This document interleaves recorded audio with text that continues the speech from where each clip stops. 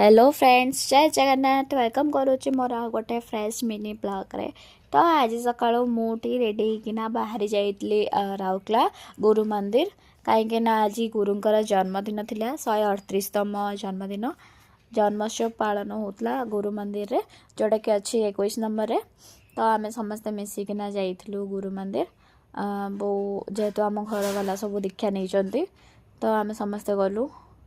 तो मु फास्ट जाइकिना ऊपर सीढ़ी चढ़ीकिना जो जाइली जो बस बड़ ठाकुर सीढ़ी को मंदिर बुली सारा पर माने कि गुरु मंदिर बुली सारा पर जो पॉजिटिव वाइब्स मिले से किसी अलग थाए आ बहुत ही शांति लगे।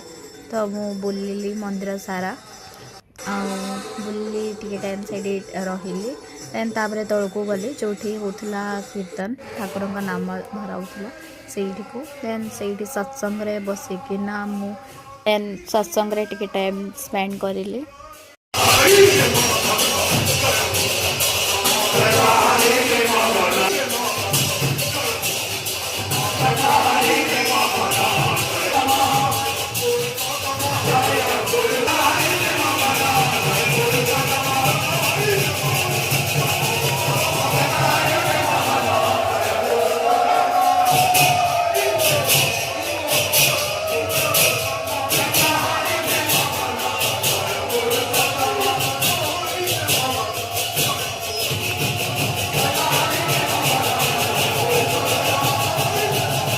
सत्संग सरू सरू खाइबार अरेंजमेंट हो जाइथिला।